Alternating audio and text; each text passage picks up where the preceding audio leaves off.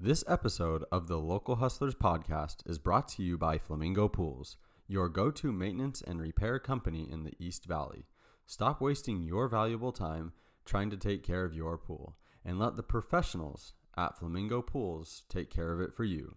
Visit azflamingopools.com for a free quote today. You're listening to the Local Hustlers Podcast, East Valley Locals. Get connected with small businesses near you and dive deep into their stories, mindset, and motives. Entrepreneurs everywhere. Get ready to be inspired by business owners, entrepreneurs, and hustlers that you can relate to and learn from. And now, your hosts, Dallin Huso and Ridge Waldberg. All right, welcome everybody to the Local Hustlers podcast. Today, Ridge and I are here with Brad and Marcy Olsen. How's it going, guys? Good. Good. Awesome. Thanks for having us. Thank you for coming on the show. We really appreciate you guys taking the time out of your day. We know how busy you guys probably are with what you do. So it really means a lot that you guys would come out and take the time to talk to us today. So before we get into everything, why don't you just quickly, a minute or two, tell us about yourselves, kind of your background story, and then we'll kind of get into what you do and why we're here today. Okay. You want me to start? Okay. Sweet. So we are local residents here of Gilbert, Arizona. Have been here for about 30 years. We have a big family. I have 7 kids. Love living here. Have kind of had our struggles with corporate life, entrepreneurship, and here we are. Brad, you want to? My background is construction, home building. Okay. For a home builder here for about 18 years. Okay. Mostly office work. So my kids would ask me what I did all day, and I talk on the phone, I'm on the computer, I'm in meetings. So Right. But yeah, no, that was a big part of my life and career. And so we kind of graduated from that. thanks to the crash. So. Yes. Yeah. Gotcha. So 7 kids. Any of them still at home, or are they all? We have 3 at home. 3 at home. Mm-hmm. A 20-year-old, a 15-year-old, and a 13-year-old. Oh wow. So, yeah. Awesome. Got a lot. And so now you guys are the owners of Genuine Fresh, a pretty popular restaurant or dessert or breakfast, whatever you want to call it. It's all of those. All of those, right? Yeah, you know what to call it is. in the East Valley. And primarily, what do you guys do at Genuine Fresh? Tell us a bit about your place. Okay. Well, I would say probably 85% of what we do is acai bowls. Because they are, like you said, they're a meal replacement. They're breakfast, lunch, dinner, snack, treat, dessert, like a cleaner dessert. Right. So we kind of found that would be something that would have, staying power all day long for a cafe type thing that we wanted to do. And so here we are. So, Awesome. Yeah. Awesome.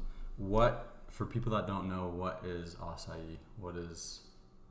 Do you want to hear all the names people call it? Let's hear it. Yeah. Acai, acacia, Acai. Acai is what I used to call it. No, we've all said it wrong. Yeah. It's okay. Acai is how you say it. Okay. It's from Brazil, and it is actually very protected. So Brazilians realized what they had in the acai, and I've tried to keep it in the country. they don't even allow seeds to come out of the country. Wow. So it's in the palm tree family. It kind of looks like a palm tree. These little tiny berries are a little bit. They look a little bit like blueberries. They look like blueberries, but most of it's a seed, right? Actually, and I guess it's also in the cocoa or cacao family. Yeah, so most of that, or the skin, and there's a little bit of pulp there that's stripped away from the seed, and then they process it. Anyway, the positive thing is super high in antioxidants. It's also got omegas in it. And the only thing about acai, or one of the critical things about acai, is it doesn't have a shelf life. You won't see fresh acai here in the States. It doesn't have the staying power. Really? So it'll either be pureed, frozen, pulverized, dehydrated, put in capsules, juiced, Okay. So there's no fresh berry picked recently sort of thing? No, not here. In Brazil, but you won't find it here.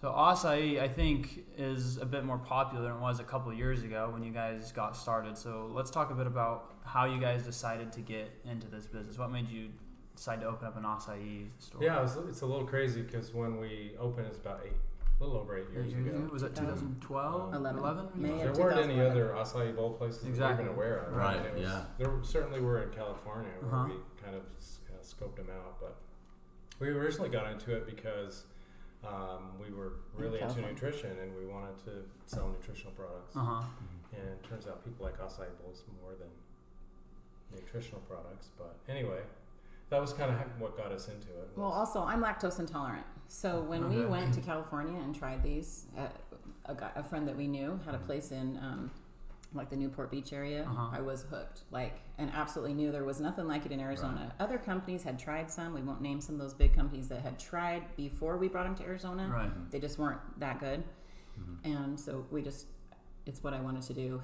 He had just left, basically wrote his severance package with this home builder because he knew things were just kind of going. And I had always wanted to start, a bigger business. I had done some little small gigs here and there, but something like this that would take a huge amount of sacrifice and time and effort and everything.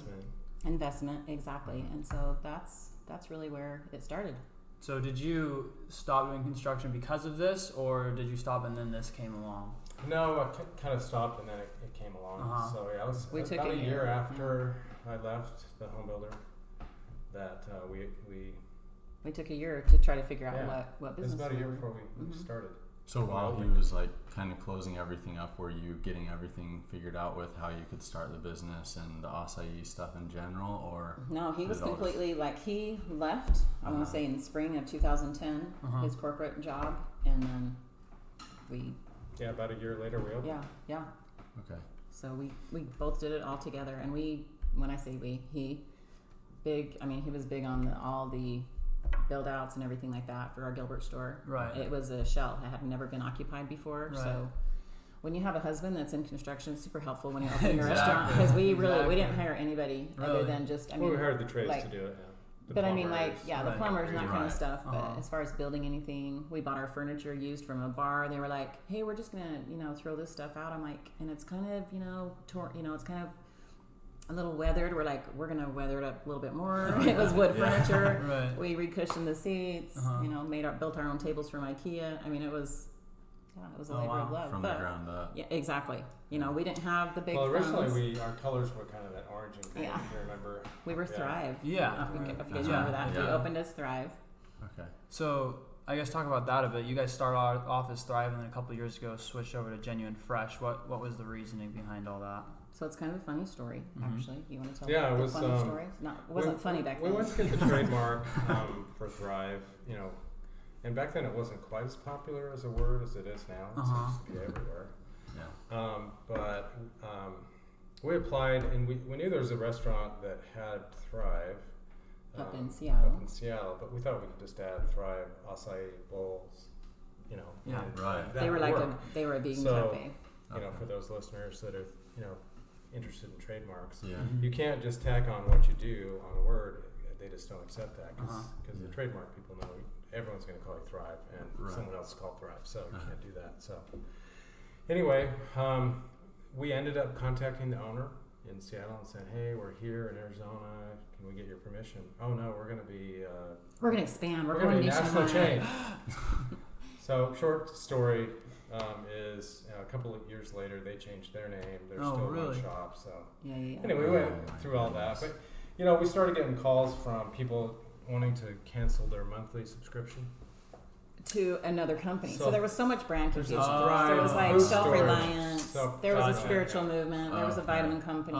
So many things, and we were just like, we just need a new name. Plus, we know we can't secure this one, so we went in search of that. We were kind of like. We had a consultant help us actually.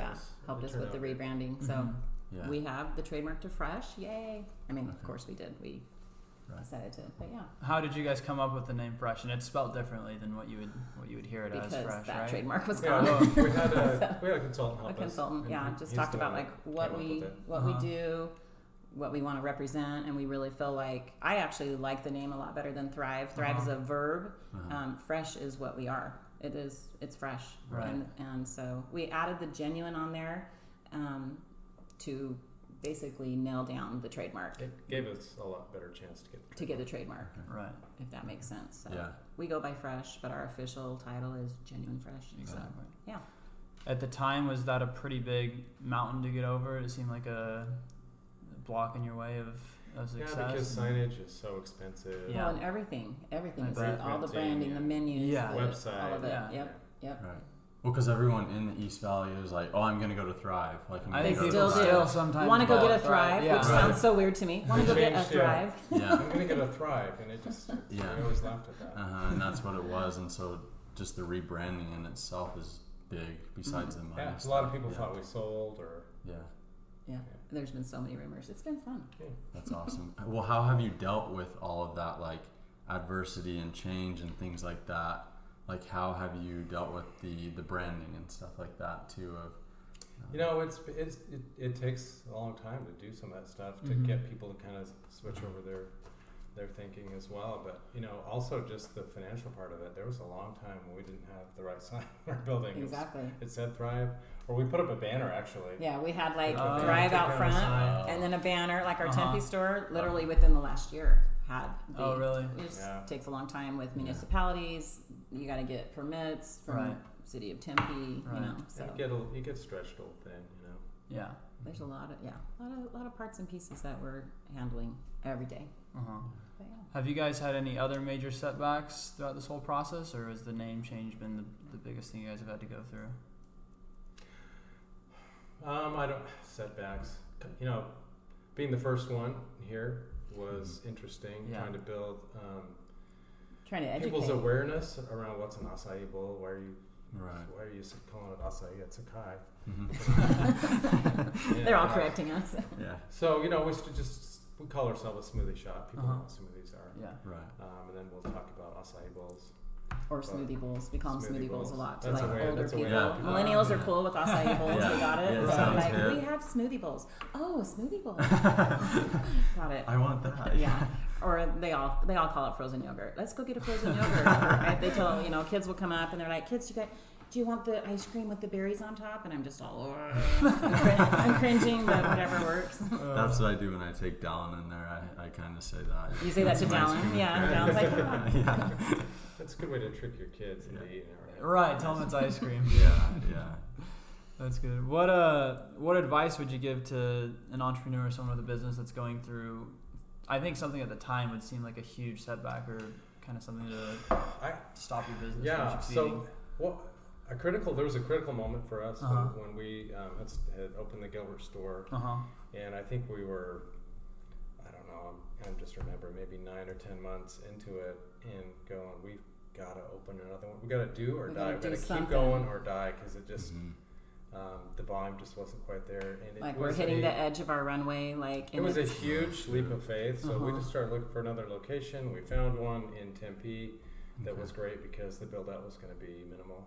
Mhm. It already had a walk-in freezer and all the plumbing in place, and most of the equipment. I just had to tear some stuff out and put up a temporary wall. Anyway, Paint. it turned out to be when we opened that store, and I think it was in February of 12. Our volume 13. just doubled. It was February Was it 13? Our volume doubled at Gilbert, and Tempe just took off. Oh, wow. Wow. And we were close to ASU campus. Lots of people from California were there, so they were like, "Oh, acai bowl is awesome. They're here." 3 doors down from a So- Sprouts. It was a Sunflower Market. It changed to a Sprouts. We were like, yes, So like lots of all good these things. traffic A there. brand new Everyone's gym over went in there. around the corner. It was Uh-huh. Big Planet Fitness went in. So Yeah. So was like, Tempe's been boom. solid for us. Gilbert's still our kind of higher revenue location, Uh-huh. but Tempe's pretty close, and Tempe's neck and it's neck. been solid. Okay. So that helped to So- really just dive in, take Yeah. that leap of faith, Just and do go. it. Just got to make. Just got to do it. Yeah, because it brought up revenue in both stores. It brought, Yeah. Okay. I do want to say something. Mhm. As far as an entrepreneur goes, we have a mindset that we know how to make money. So if if there's people out there that don't have an abundant mindset or more of a scarcity mindset, oh no, I'm going to run out of this, whatever. I mean, for us, we had a nest egg. We didn't have to borrow a lot of money. We weren't like in debt up to, Uh-huh. up the wazoo or whatever. So for us, we were like, if this crashes and burns, we know how he can go out and get a job. We Right. know how to make income. Right. I can start another business. We know how to hustle. Yeah. And that's really the thing. So so really getting that mindset, the abundant mindset that there is enough out there. There is enough for all of us. Even when an acai bowl place goes in down the street, like it did, Yeah. I just went, it's cool. They'll try that. They'll come back to us, which is exactly what has happened. Right. Well, and it's created a large awareness of acai bowls and Yeah, and And healthy, because I'm like, bring it. And then people just get to pick which one do I like better. Yeah. And I don't know that there's too many other places out there that have, what do we have, 13 flavors or whatever. 15. So it's, go to some places and they have 2 or 3. Mm-hmm. Right. So we've got a pretty big variety. Is that abundant mindset something that you guys feel like you were both born with, or you learned along the way, or how did you? I definitely She's wasn't born with shaking it. her head. I came from a very, blue collar family. Both parents worked outside of the home, living paycheck to paycheck. Not business minded. Right. They did fall into all the little multi-level marketing stuff that they never, because they don't have that mindset. Not trashing multi-level marketing, but if you don't have an abundant mindset, if you can't sell, you're not going to do it. So yeah.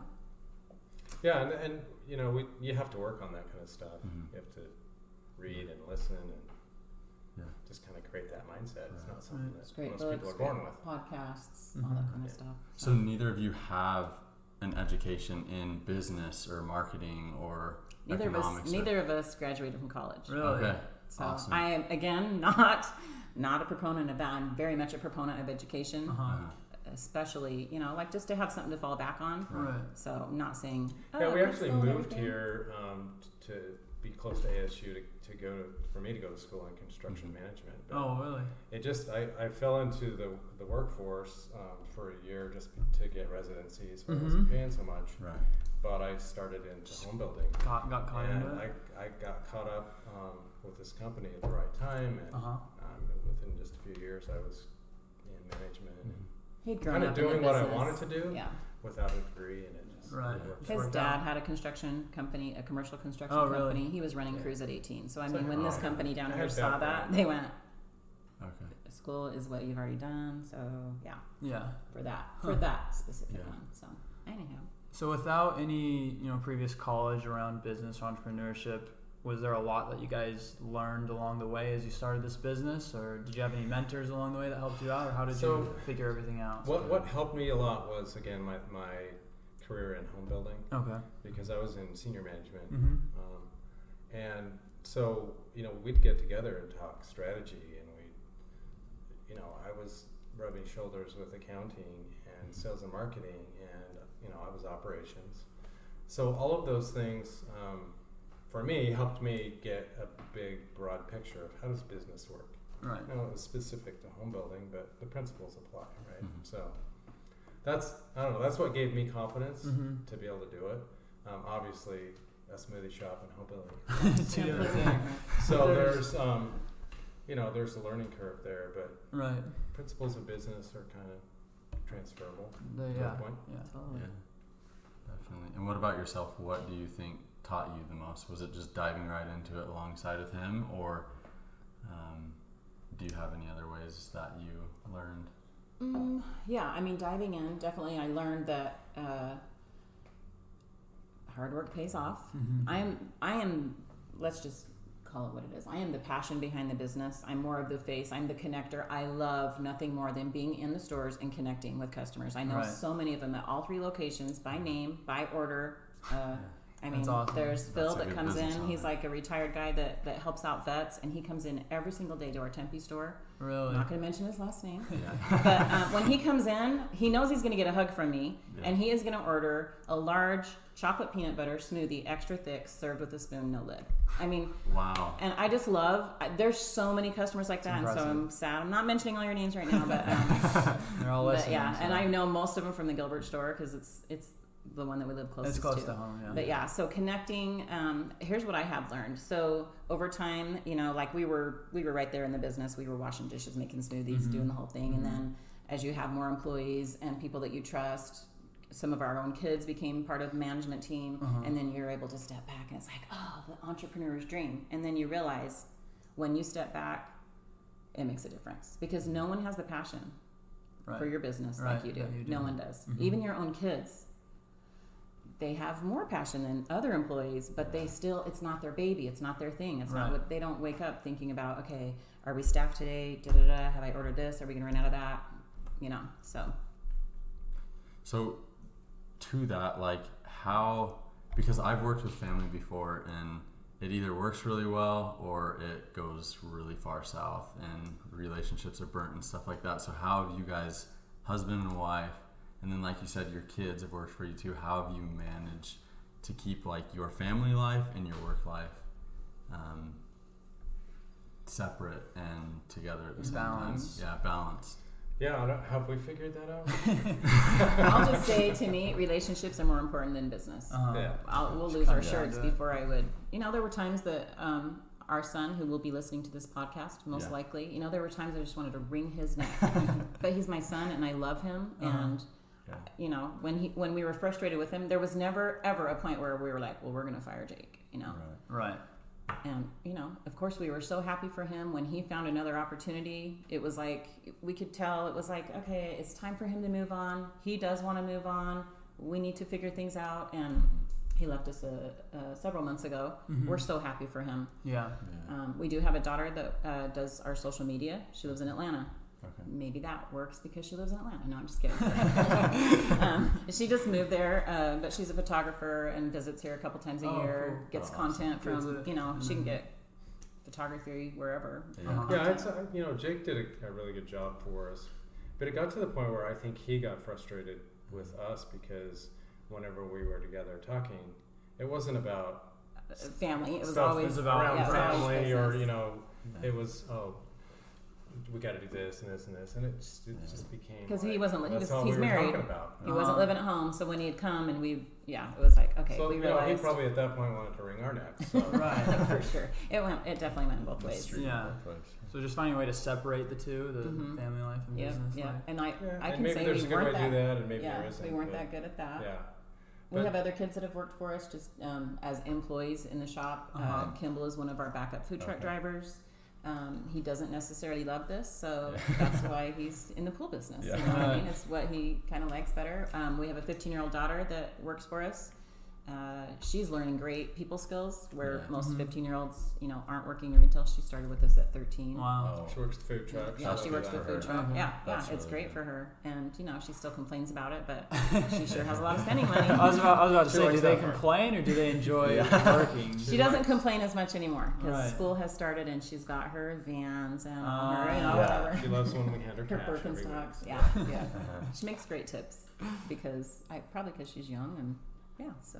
She's fun. She has fun with it. Yeah. That's good. And how about just between the two of you? What's it like having a business partner as your husband and wife? Is that Well, like I tricky, or does said, it when we help? walked in here, we weren't talking to each other. No. Remember that? You know, it's. I think we do a really good job at it. I think we do too because of who he is. He's a great communicator. He's a great listener, and he puts up with a lot from me. I'm just gonna say that. Marcy speaks her mind. You can tell. And I appreciate that about her. But it's just it's a matter of we can talk about stuff and disagree, and it's not like we're mad at each other. We just don't agree. I mean, we've been married Just think how about many that years? thing. 32 years. We're almost there, 33. So, we've learned how to communicate. We've learned who's good at what. Right. There's no, I'm always doing this and I'm always doing that. He does most of the heavy lifting and construction and mechanical stuff that, you know, obviously. Operational exactly. Yeah. And I'm more the HR, marketing. Okay. I am big time fresh mom.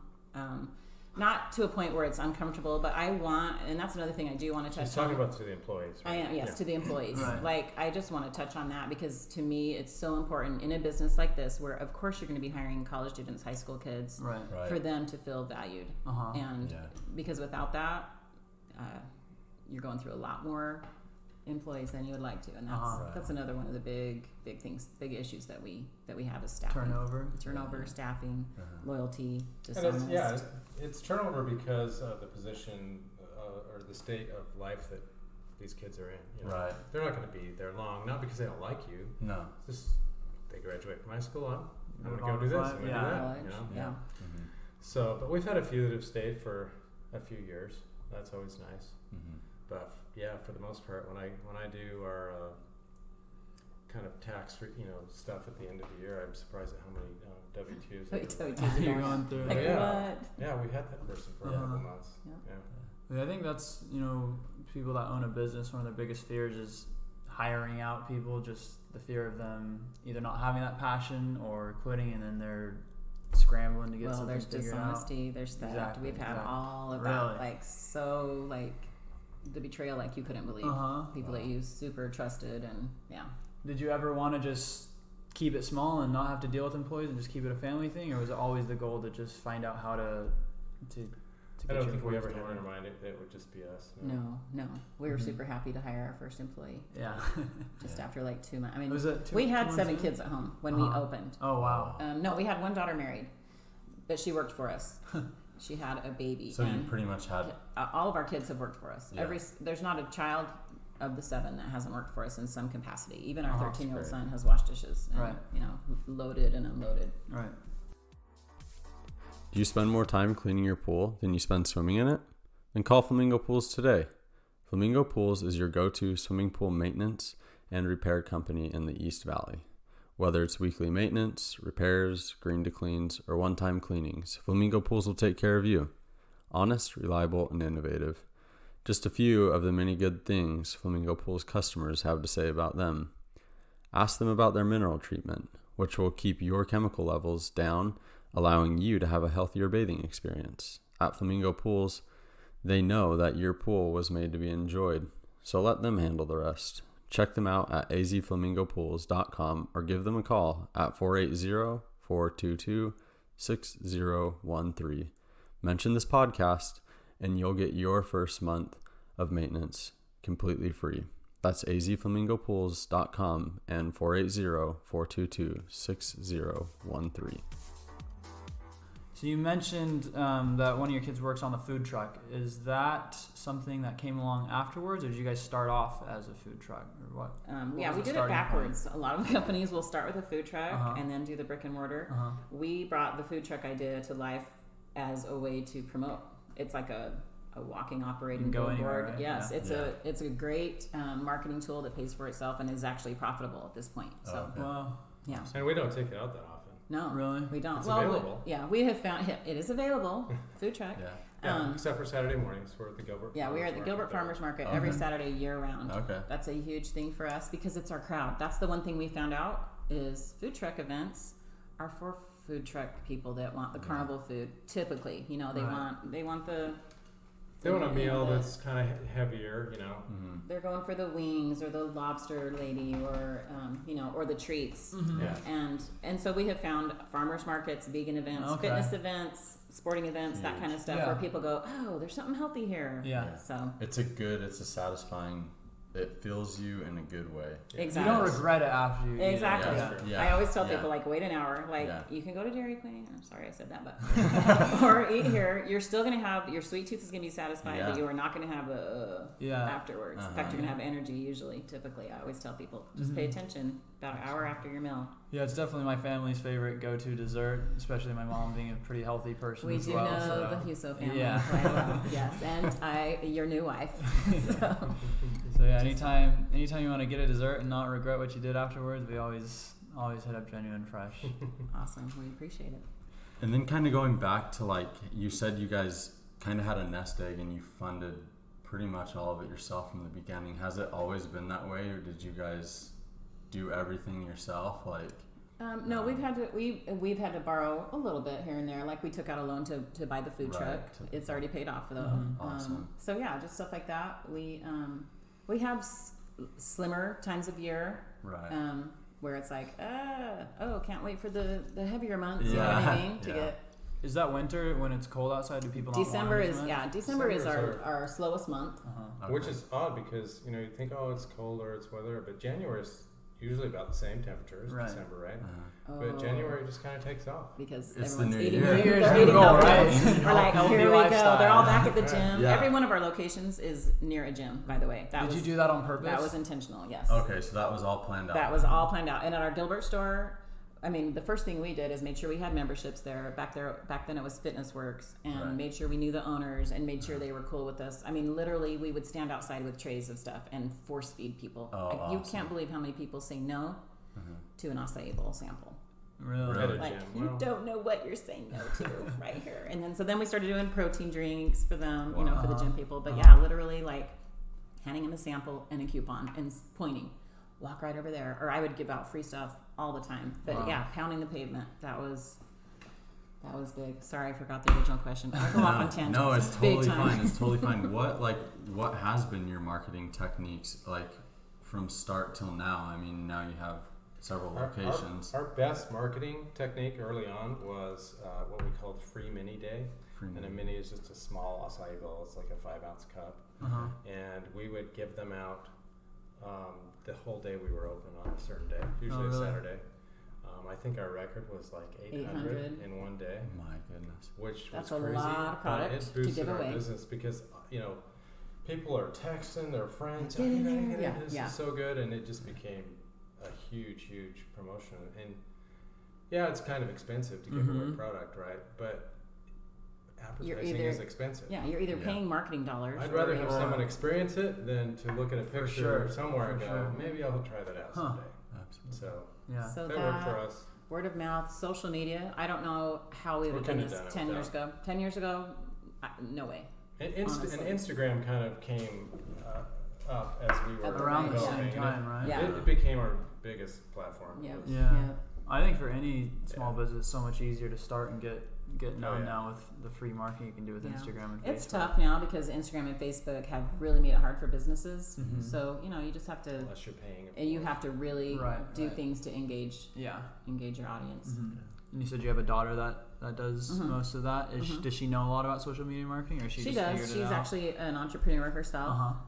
Has a couple of businesses, and she's got probably 3-4 accounts on Instagram. Oh, really? Besides, her personal one, but So on your free days, do you start to get nervous when you get up to 600-700? You're giving out all this free stuff. You're that was not early wanting on. anyone else to come in. We kind of learned that we were going to shorten the window.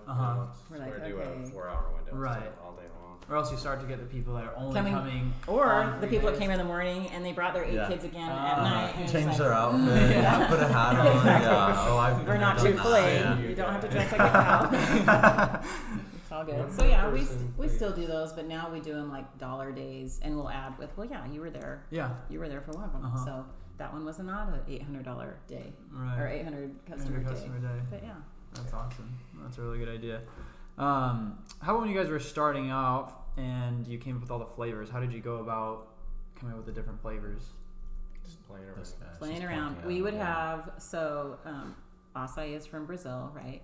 So before we opened, we would have acai bowl parties with anybody that had ever been to Brazil, and because we wanted to know, like, is this good acai? First of all, before this is when you're thinking about. This is when we the building is under construction, and now we're like, okay, build it and they will come, but what are we going to serve them? So I think we started with 3. We started with 3. We had the original, the tropical peanut butter.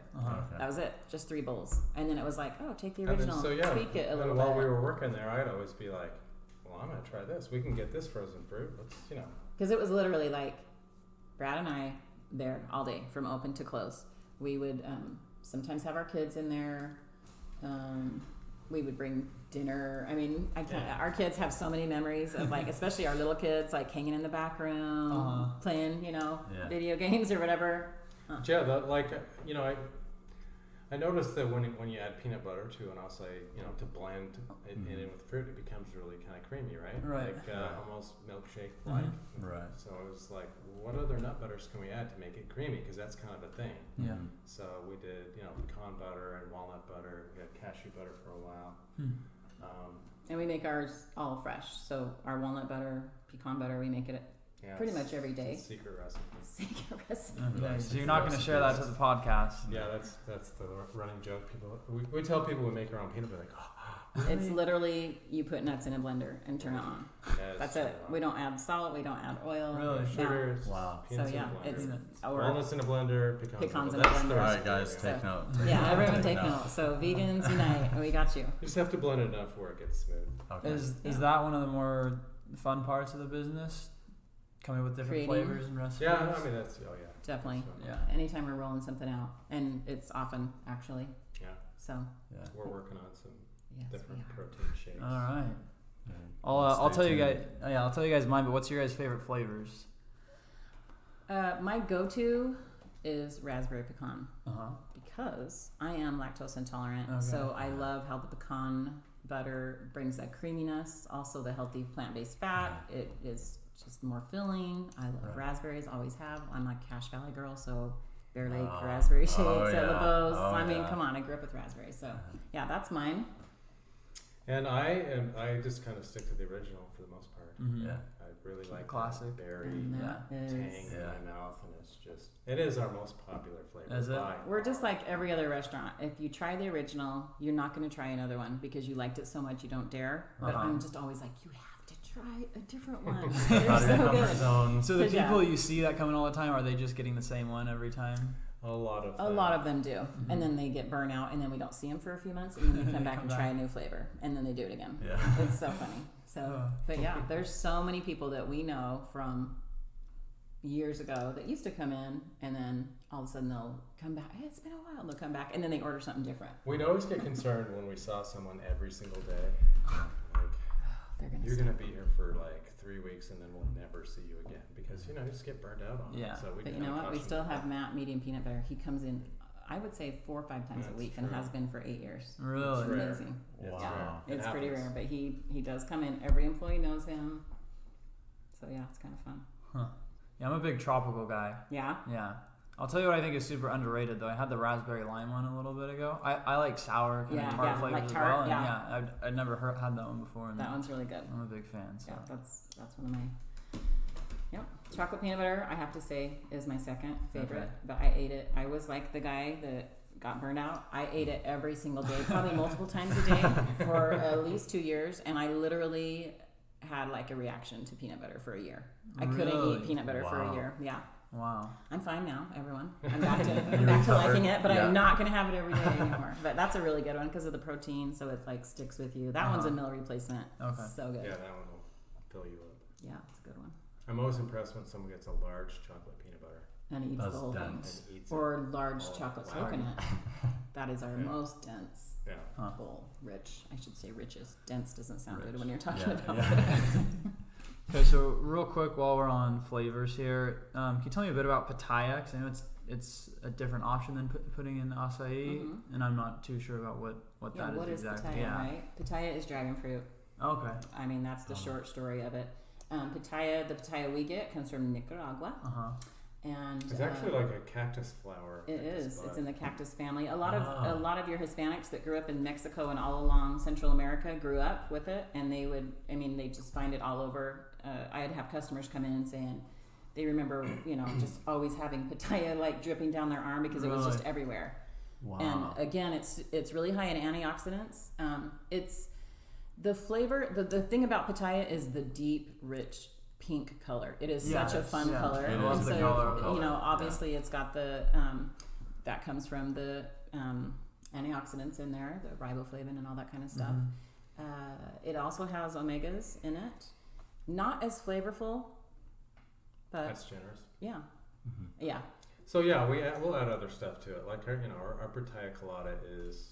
It's We really have popular. the pineapple and the Yeah. coconut milk, and That then sounds good. And it's kind of like then a you have pina this colada, yeah. this pink pina colada Yeah. flavor. That's It's cool. kinda fun. So that's kind of fun. Yeah, I think sorry. Oh, go ahead. I was gonna say I think I like acai better, but the color of the pitaya always intrigues me. Yeah. It always tempts me to get that too. It's kind So. of fun. Yeah. With like the ingredients and stuff like that, do you guys usually try and stay organic or pretty fresh? Like, I mean, you said you make your butters and stuff like that, but what about everything else, like the vegetables and the fruit that go in it? So we do as much organic as we can to keep Okay. our prices where they're at. So Right. there are places that are 100% organic, Right. and more power to them. Our market has not demanded that. Right. And so our acai is organic, our granola is organic, our greens that go in the acai bowls are organic because we get, the pre-washed spinach. As much as we can. The honey we use is local raw.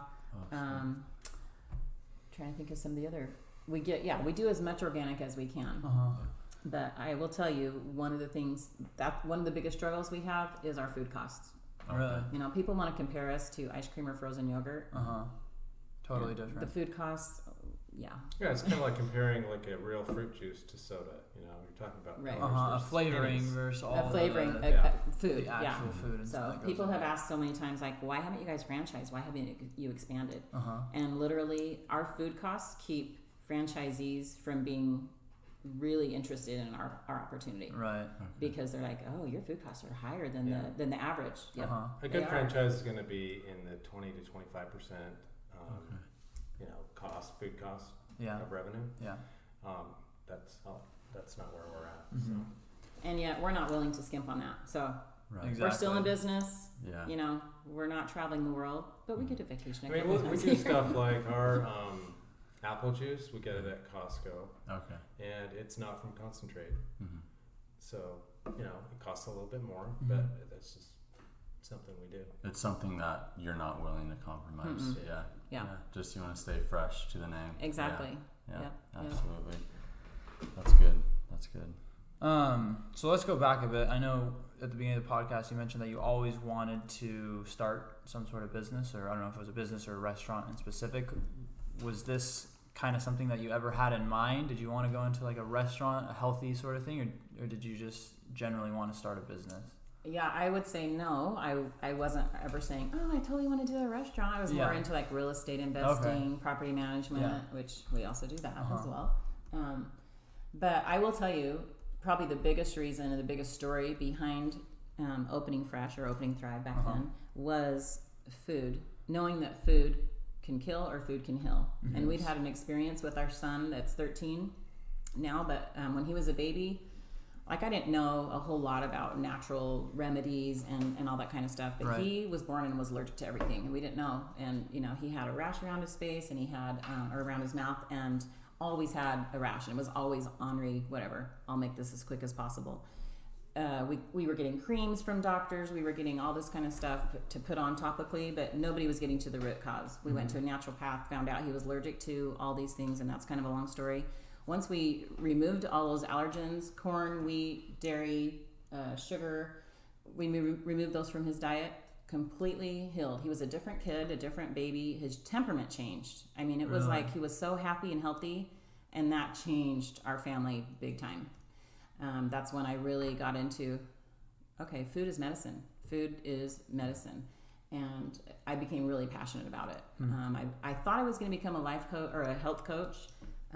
But being a mother of 7, that was not in the cards for me. Yeah. You were a health coach for your family. Exactly. I still am a health coach. It's absolutely not getting paid for it. But I have a lot of people that, I think I have some credibility because of the experience and stuff that we've been through. So that's probably the biggest thing. I'm also healing myself from an autoimmune condition just with food. So would you say your passion in this whole business is the health side of things and how you can... I would say that. Yeah. I do love entrepreneurship. I have looked at other opportunities, and I don't want to trash them, but there are some killer ways to make money here, like the pop industry. I cannot feel good about that because I know how it's destroyed, just the sugar.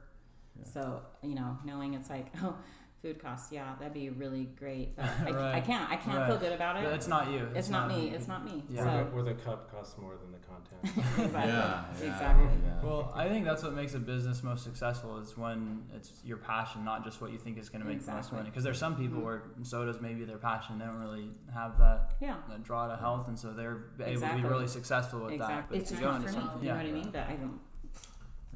Clearly, they're doing awesome. Yeah, clearly there's a market for it. And Brad, for yourself, what's your passion in the industry?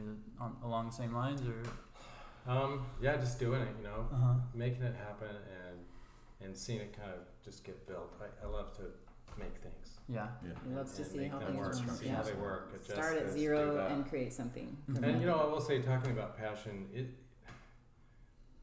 I think when you own your own business, because I've seen both worlds, right? I've had a really solid corporate job.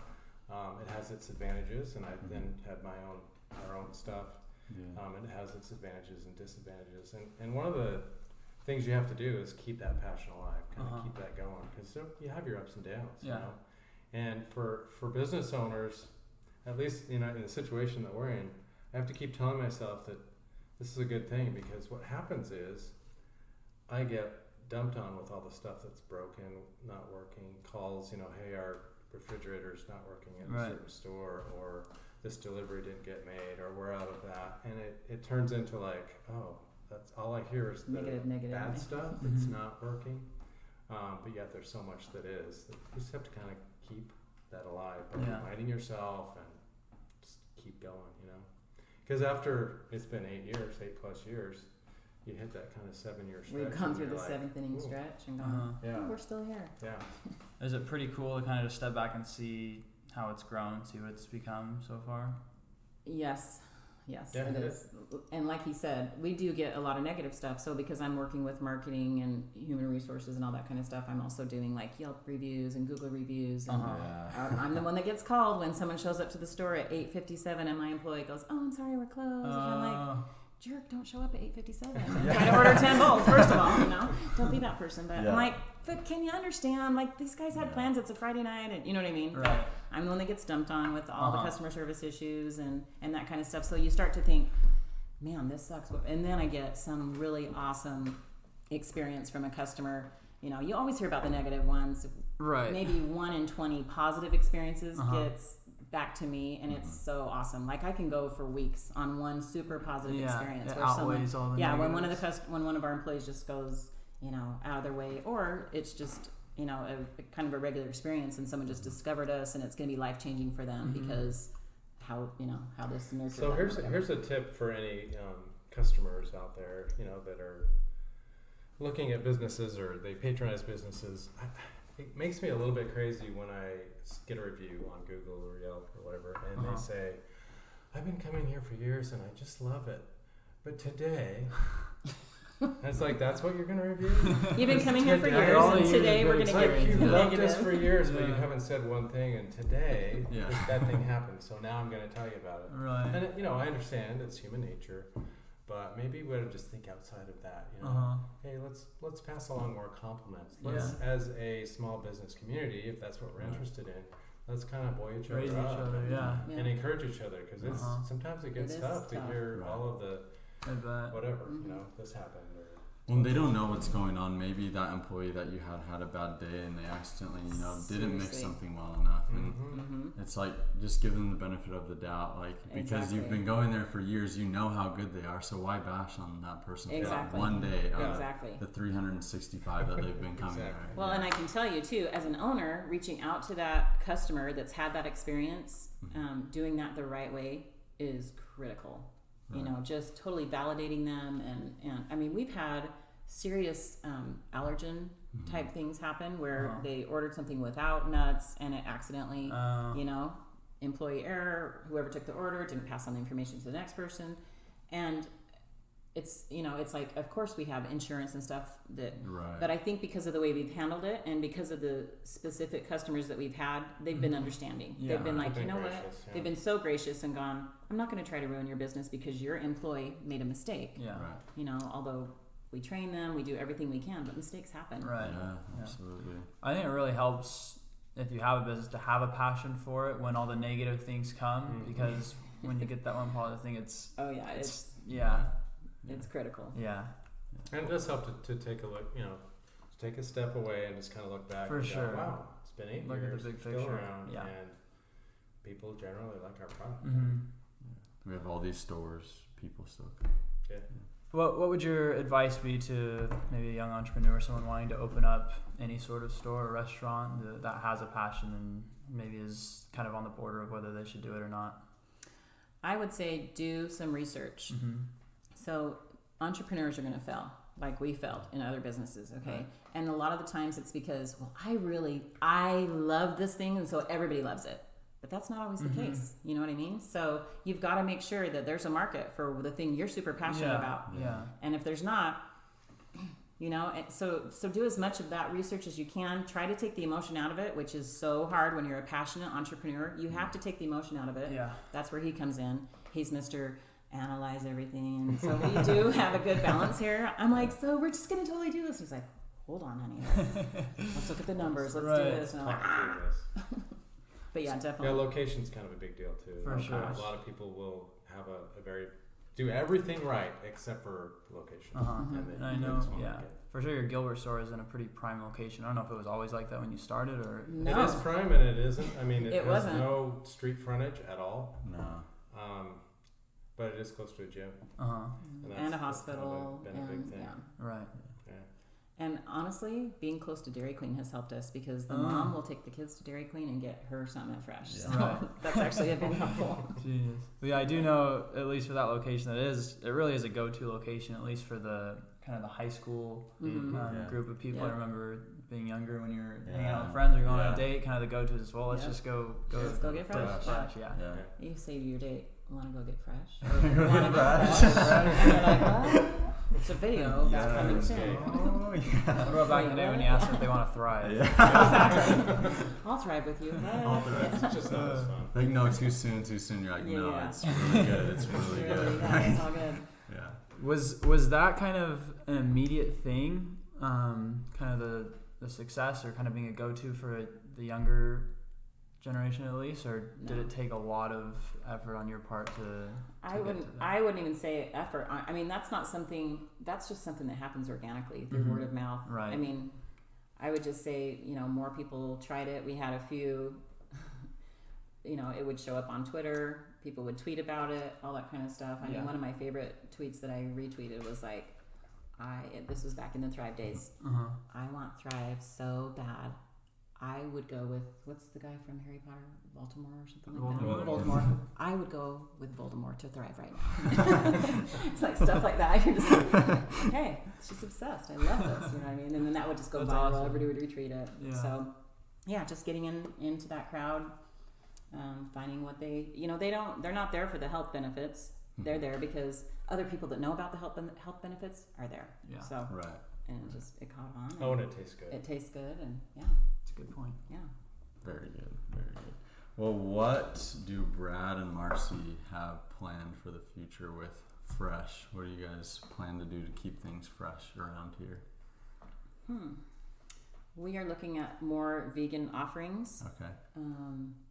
Things that can be, we're looking at some more snacks. We're looking at other beverages, natural beverages.